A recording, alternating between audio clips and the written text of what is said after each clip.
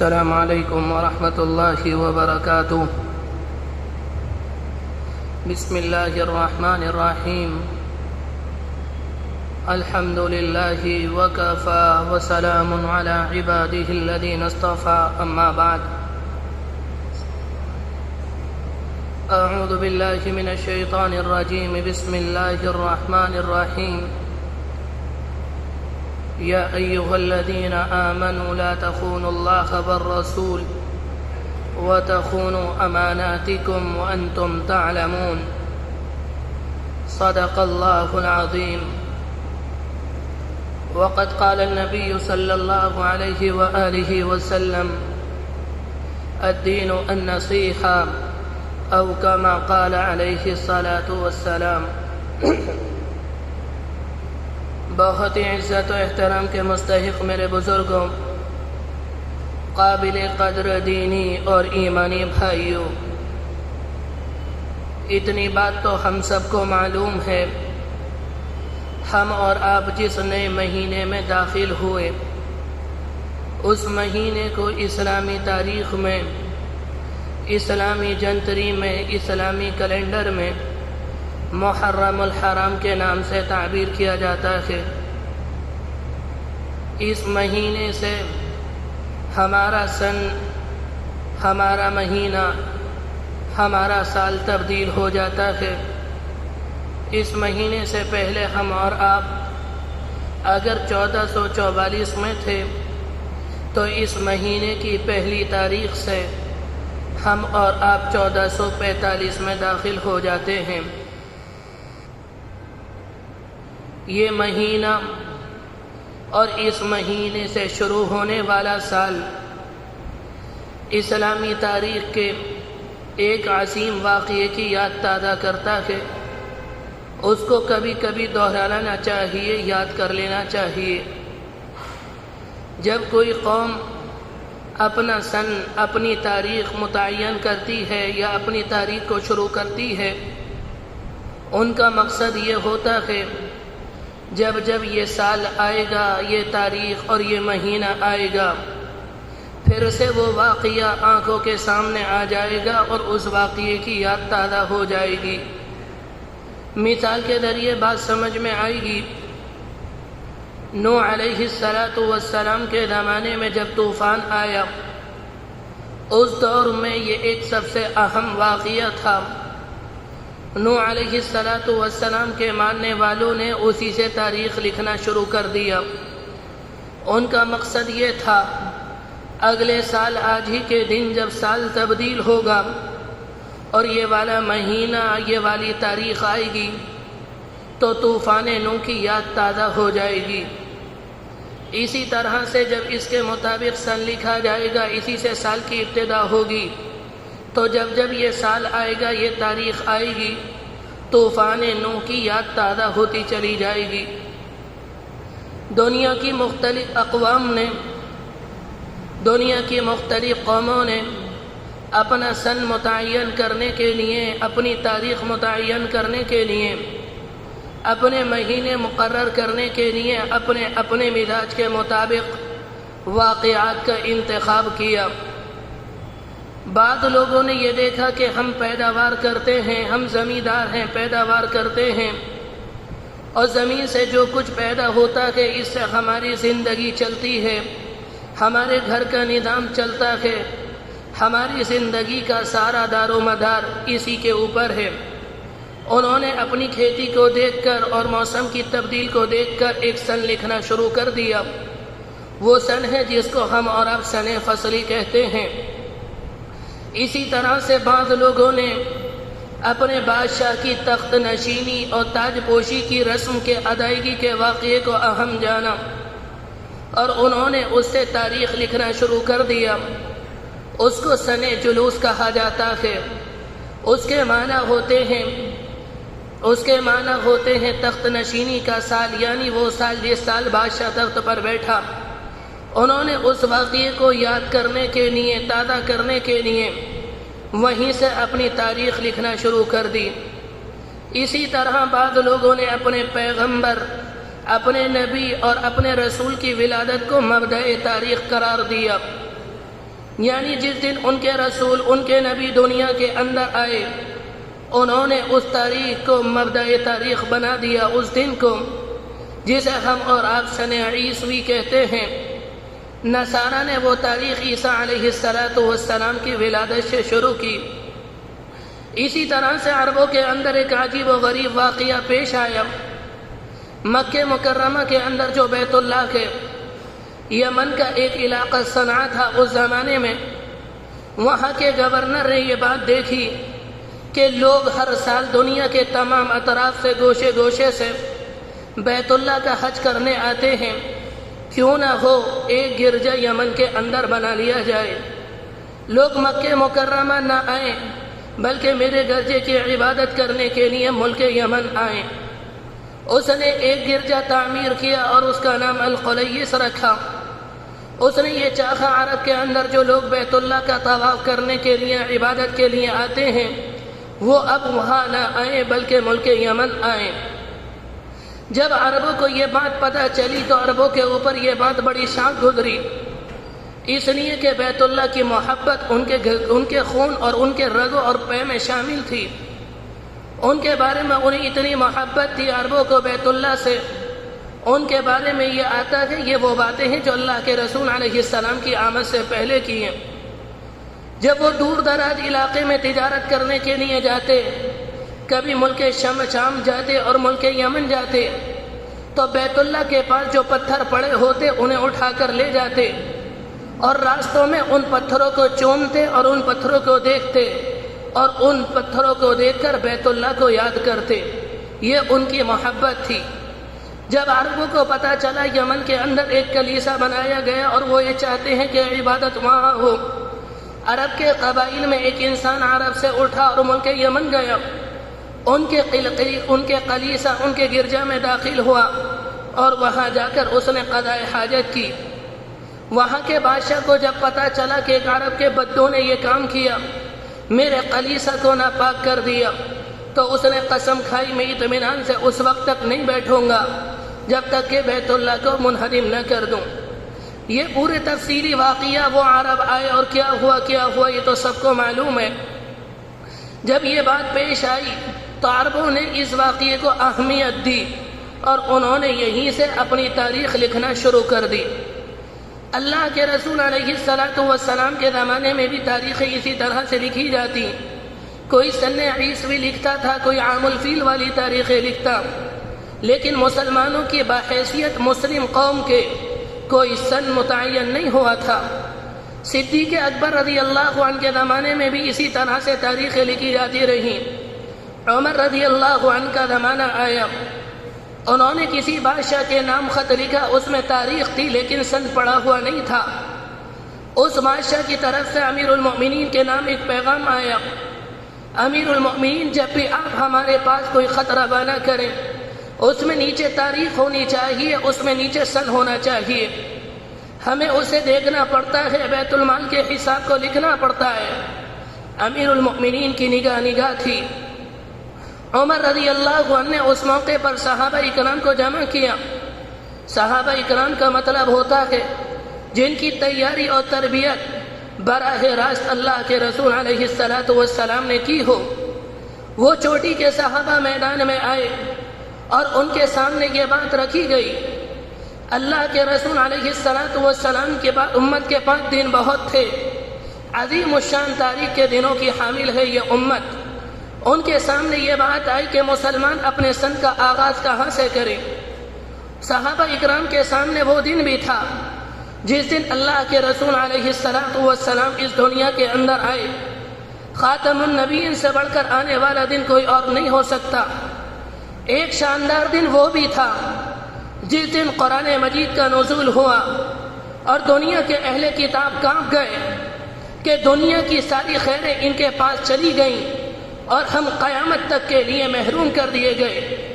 ان لوگوں کو یہ بھی معلوم تھا کہ فتح مکہ کے موقع پر فرقہ پرستی دنیا میں ذلیل ہوئی، دہشت گردی ذلیل ہوئی۔ وہ کمزور نہتے صحابہ اکرام جن کے پاس رہنے کو گھر نہیں تھا، جن کو ظلم کی بنیاد پر ترسایا گیا تھا، جنہیں ظلم کی بنیاد پر سولی پر لٹکایا گیا تھا، جنہیں ظلم کی بنیاد پر انگاروں پر لٹایا گیا تھا، جنہیں ظلم کی بنیاد پر مکہ مکرمہ سے نکالنے پر مجبور کیا، اور صحابہ اکرام نے اپنے دین کو بچانے کے لیے مکہ مکرمہ کو چھوڑا تھا۔ یہ تاریخ بھی ان کے پاس تھی۔ غزوہ بدر کا دن ان کے سامنے موجود تھا، غزوہ حنین کا دن ان کے سامنے موجود تھا۔ یہ سارے کے سارے دن صحابہ اکرام کے سامنے موجود تھے۔ صحابہ اکرام جمع ہوئے، عمر رضی اللہ عنہ نے معلوم کیا کہ ہمارا سن کب سے شروع ہونا چاہیے۔ کسی نے مشورہ دیا تھا اس دن کا جس دن اللہ کے رسول علیہ السلام اس دنیا میں آئے۔ عمر رضی اللہ عنہ نے انکار کیا کہ ہم اس دن سے اپنے سن کا آغاز نہیں کر سکتے، اس لیے کہ نصارہ عیسیٰ علیہ السلام کی ولادت کو اپنی تاریخ کا آغاز بناتے ہیں۔ ان کی تاریخ ان کے نبی کی پیدائش سے شروع ہوتی ہے۔ اگر ہم اپنے نبی کی تاریخ کو، اپنے سن کی تاریخ کو اپنے نبی کی پیدائش سے شروع کریں گے، ان میں نصارہ کے ساتھ مشابہت ہے، اور ہمارے نبی نے ہم سے فرمایا تھا کہ ہمیں نصارہ کی مشابہت اختیار نہیں کرنی۔ کسی نے مشورہ دیا اس دن کا کہ جس دن قرآن مجید کا نزول ہوا، کسی نے مشورہ دیا تھا اس دن کا جس دن بدر کا معرکہ ہوا، جب یہ سارے کے سارے لوگ اپنی بات کہہ چکے۔ حضرت علی رضی اللہ عنہ موجود تھے، وہ کہنے لگے امیر المؤمنین میری بھی ایک رائے ہے، میری رائے یہ ہے ہمارے سن کا آغاز اس دن سے ہونا چاہیے جس دن اللہ کے رسول علیہ السلام نے اللہ کے دین کی اشاعت کر لیں، اللہ کے دین کو عام کرنے کے لیے، لوگوں کو جہنم سے بچانے کے لیے، لوگوں کو جنت کا راستہ دکھانے کے لیے اللہ کے حکم کے بعد یہ فیصلہ کیا تھا اب مکہ مکرمہ کو چھوڑنا تھا۔ یعنی حضرت علی کا اشارہ یہ تھا ہمارا سن اس دن سے شروع ہونا چاہیے جس دن اللہ کے رسول علیہ السلام نے ہجرت کی۔ میرے بھائیو، ہجرت کرنا کوئی معمولی بات نہیں تھا۔ ہجرت یہ نہیں تھا کہ گھر سے ہم نے اپنا سامان اٹھایا اور مدینہ منورہ کو چلے گئے۔ مشرکین مکہ اس کو بھی برداشت نہیں کر رہے تھے۔ ایک واقعہ آیا کہ اللہ کے رسول علیہ السلام نے مدینے کے کچھ لوگ آئے اور ان سے بات کی۔ ان لوگوں نے اللہ کے رسول علیہ السلام سے کہا کہ آپ ہمارے پاس تشریف لائیں۔ اللہ کے رسول علیہ السلام نے کہا میں تمہارے پاس آ جاؤں گا لیکن چند شرطیں۔ آپ نے فرمایا تمہیں میری اطاعت کرنی ہوگی، تنگی اور خوشحالی میں مجھ پر خرچ کرنا ہوگا، اور اللہ کے راستے میں جہاد کرنا ہوگا۔ وَلَا يَخَافُونَ لِلَّهِ لَوْمَةَ لَائِمٍ، اللہ کی رضا اور منشا میں مخالفت لینی ہوگی، لوگوں کی مخالفت کو برداشت کرنا پڑے گا۔ اور جب تم مجھے اپنے ہاں لے کر جاؤ گے سارا کا سارا عرب تمہارا دشمن ہو جائے گا، جس کا خلاصہ یہ ہے اللہ کے رسول ان سے کہہ رہے تھے جب تم مجھے وہاں لے جاؤ گے تو جب عرب تمہارا دشمن ہوگا سارا عرب تم پر حملہ کرے گا، تمہارے بچے یتیم ہو سکتے ہیں، تمہاری بیویاں یا تمہاری بیویاں بیوہ ہو سکتی ہیں، تمہاری کھیتیاں اور تمہارے گھر اجڑ سکتے ہیں۔ یہ ساری کی ساری شرطیں اللہ کے رسول نے ان کے سامنے رکھی۔ ان میں سے ایک نے کہا اللہ کے رسول ہماری بھی شرط ہے۔ معلوم کیا آپ کی شرط کیا ہے؟ کہا اللہ کے رسول اگر اللہ نے آپ کو ہمارے در پہ ذریعے غلبہ دے دیا تو آپ بھی ہم سے وعدہ کریں کہ آپ ہمیں چھوڑ کر مکہ مکرمہ نہیں جائیں گے۔ آپ نے فرمایا میرا وعدہ ہے، میرا جینا تمہارے ساتھ ہوگا اور میرا مرنا تمہارے ساتھ ہوگا۔ اللہ کے رسول مکے میں آئے اور آپ نے صحابہ اکرام سے کہا اگر کسی کو ہجرت کرنی ہے وہ مدینہ منورہ ہجرت کر کے چلا جائے۔ ایک وقت وہ آیا کہ مکہ مکرمہ کے اندر جو مسلمان تھے تقریباً وہ سارے کے سارے ہجرت کر کے مدینہ منورہ چلے گئے۔ مکے کے لوگوں کو اندازہ ہو گیا کچھ ہی دنوں میں اللہ کے رسول بھی ہجرت کر کے وہاں چلے جائیں گے، یہاں ہم نے ان کے اوپر اتنا دباؤ ڈالا یہ ہمارے کنٹرول میں نہیں، اور اگر یہ مدینہ چلے گئے وہاں کوئی انہیں دبانے والا نہیں ہوگا۔ وہاں کوئی ان کا سر کچلنے والا نہیں ہوگا، وہاں یہ آزاد ہوں گے، ان کی تحریک چل پڑے گی، پھر ہمارے لیے خطرہ ہے۔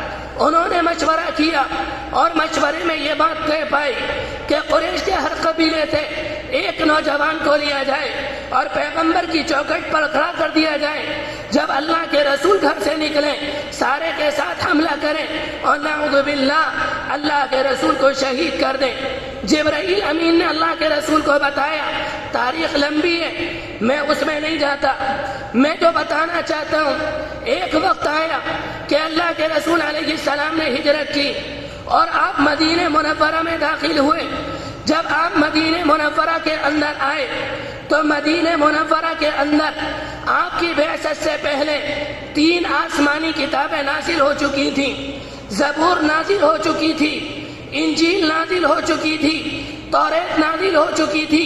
توریت کے ماننے والے موجود تھے، انجیل کے ماننے والے موجود تھے، لیکن زبور کا ماننے والا اس وقت روئے زمین پر کوئی نہ تھا۔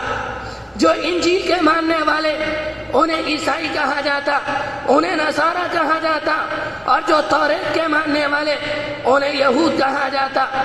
اللہ کے رسول مدینے میں پہنچے، آپ نے لوگوں کو دعوت دی، ان کی ایک بڑی جماعت اللہ کے رسول پر ایمان نہیں لائی۔ یہ اہل کتاب میں ہونے کے باوجود جب یہ وقت کے نبی پر ایمان نہیں لائے تو یہ کافر کہلائے۔ میں عرض کر رہا تھا، جب اللہ کے رسول مدینے میں آئے تو مدینے کے اندر 2 جماعتیں موجود تھیں، ایک یہود کی جماعت تھی اور ایک نصارہ کی جماعت، لیکن ان دونوں جماعتوں میں بھی ایک بڑا فرق تھا۔ نصارہ کا حال یہ تھا، ان کے پاس علم نہیں تھا، ان کے پاس علماء نہیں تھے، ان کی رہنمائی کرنے والے لوگ موجود نہیں تھے۔ ان کی مثال اس انسان کی طرح تھی جو جنگل میں بھٹک رہا ہو اور کوئی اس کی رہبری کرنے والا موجود نہ ہو۔ اسی وجہ سے جب ان کے پاس علم نہیں تھا، ان کے پاس علماء نہیں تھے، ان کی رہنمائی کرنے والا نہیں تھا، تو قرآن مجید نے انہیں ضالین کہا، یہ بھٹکے ہوئے لوگ ہیں۔ لیکن یہود کی کنڈیشن یہ نہیں تھی، ان کے پاس علم بھی تھا، ان کے پاس علماء بھی تھے، ان کی رہنمائی کرنے والے لوگ بھی موجود تھے، نبی کو ماننے والے بھی تھے اور توریت کے ماننے والے لوگ موجود تھے، لیکن وہ ایسے تھے روٹی کے چند ٹکڑوں کی خاطر اللہ کے احکام کو، توریت کے احکام کو بدل دیا کرتے تھے۔ انہوں نے جان بوجھ کر، قرآن مجید کہتا ہے یکفرون بآیات اللہ، وہ اللہ کی نشانیوں کو جانتے تھے اور جاننے کے بعد جھٹلاتے تھے۔ وَيَقْتُلُونَ الْأَنْبِيَاءَ، وہ جانتے تھے یہ اللہ کے نبی ہیں، یہ اللہ کے برحق رسول ہیں، جاننے کے بعد انہوں نے نبیوں کو قتل کیا۔ قرآن مجید نے انہیں بھٹکا ہوا نہیں، وَبَاءُوا بِغَضَبٍ مِّنَ اللَّهِ، انہیں اللہ کے عذاب کا مستحق ٹھہرایا۔ میرے بھائیوں، یہود کے پاس علماء تھے، ان کے پاس علم بھی تھا، وہ جاننے کے بعد ضمیر فروش تھے، وہ دین فروش تھے، وہ اپنے دین کو بیچ دیا کرتے تھے۔ جو یہود کا حال ہے، یہی حال، یہی صورتحال کبھی کبھی اسلام میں پیش آئی۔ اسلام نے بھی ایسے زمانوں کو دیکھا، اسلام نے بھی ایسے دوروں کو دیکھا جنہوں نے اسلام کو بیچنے کی کوشش کی، جنہوں نے اسلام کو مٹانے کی کوشش کی، لیکن وہ خود تو مٹ گئے اور اسلام کا بال بھی نہ کر سکے۔ اکبر کے زمانے میں دین الہی ایجاد کیا، اور جن لوگوں نے دین الہی ایجاد کیا وہ کوئی معمولی انسان نہیں، وہ بہت بڑے علماء تھے۔ ان میں ایک نام ملا مبارک ناگوری کا ملتا ہے، یہ فن حدیث کا بہت بڑا عالم تھا۔ علامہ حجر ابن عسقلانی رحمت اللہ علیہ، جو فن اسماء حدیث، جو فن حدیث کے امام مانے جاتے ہیں، یہ 2 واسطوں کے بعد ان کا شاگرد تھا۔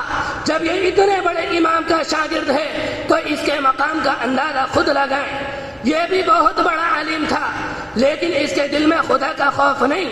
اس نے اپنے اسلام سے مسلمانوں کو نقصان پہنچایا، اس نے اپنے اسلام سے اللہ کے رسول علیہ السلام کو دین، اللہ کے رسول کے دین کو نقصان پہنچایا۔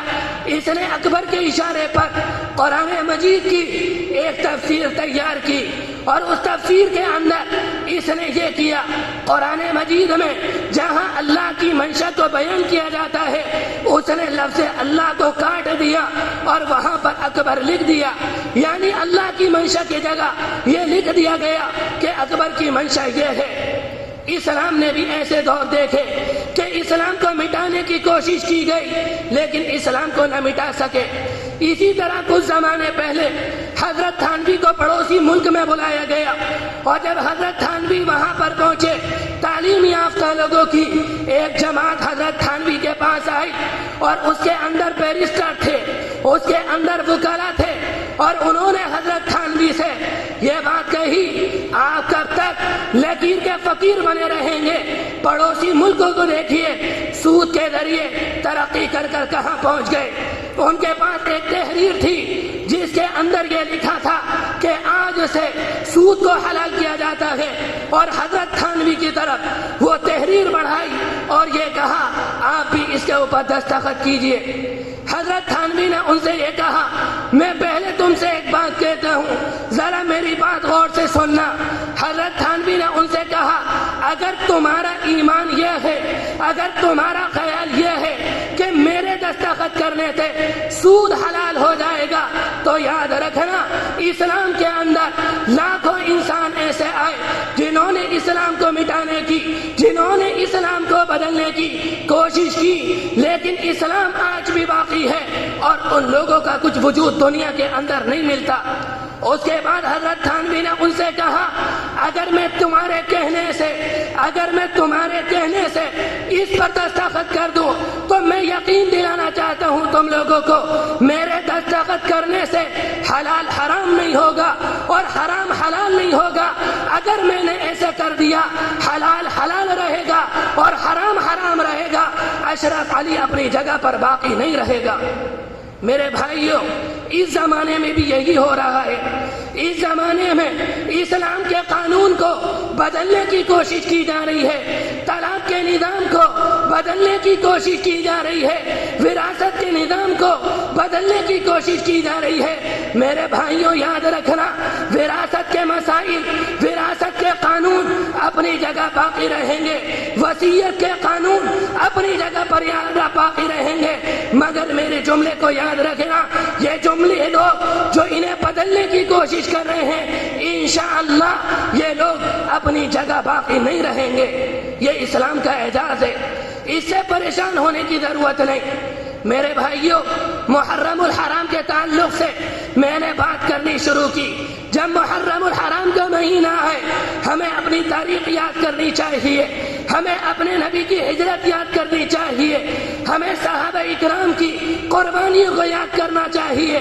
جب ہماری نسلوں کے سامنے یہ واقعات آتے ہیں کہ ہمارے آبا و اجداد نے یہ کیا، ہمارے صحابہ نے یہ کیا، ہمارے نبی نے یہ کیا، ان کی رگوں کے اندر شوق پیدا ہوتا ہے، ان کی غیرت جاگ جاتی ہے، ان کے اندر حمیت پیدا ہوتی ہے۔ اور قرآن مجید نے بھی صحابہ اکرام جب ہجرت کر کے مدینہ منورہ چلے گئے اور جب مدینے میں آ گئے صحابہ اکرام نے مسلمانوں کو یعنی صحابہ اکرام کو مکہ مکرمہ کی تاریخ یاد دلائی، اور صحابہ اکرام سے قرآن مجید نے یہ کہا تم مدینے کے اندر آ گئے، یہاں خوشی سے رہ رہے ہو، یہاں اطمینان سے رہ رہے ہو، مگر یاد رکھنا مکے کی صورتحال اور مکے کی زندگی کو نہ بھولنا۔ اگر مکے کی زندگی کو بھول گئے تمہاری غیرت ختم ہو جائے گی، تمہاری حمیت ختم ہو جائے گی۔ اگر تم مکے کی زندگی کو یاد رکھو گے تمہاری غیرت باقی رہے گی۔ میرے بھائیوں اللہ سے دعا کریں کہ اللہ ہمیں عقل نصیب فرمائے۔ جہاں ہم اپنے بچوں کو انگلش پڑھاتے ہیں، جہاں ہم اپنے بچوں کو ہندی پڑھاتے ہیں، جہاں ہم اپنے بچوں کو میتھمیٹک پڑھاتے ہیں، اللہ ہمیں توفیق دے، اللہ ہمیں ایسی عقل دے کہ ہم اپنے بچوں کو اللہ کے رسول کی سیرت پڑھائیں، ہم اپنے بچوں کو قرآن مجید کی تعلیم دیں، ہم اپنے بچوں کو اللہ کے رسول علیہ السلام کی احادیث یاد کرائیں، ہم اپنے بچوں کی نمازیں یاد کرائیں۔ انشاءاللہ اس طرح سے ہماری نسل کے اندر حمیت پیدا ہو جائے گی، غیرت پیدا ہو جائے گی۔ جو بات کہی گئی اللہ عمل کی توفیق نصیب فرمائے۔ وآخر دعوانا ان الحمد للہ رب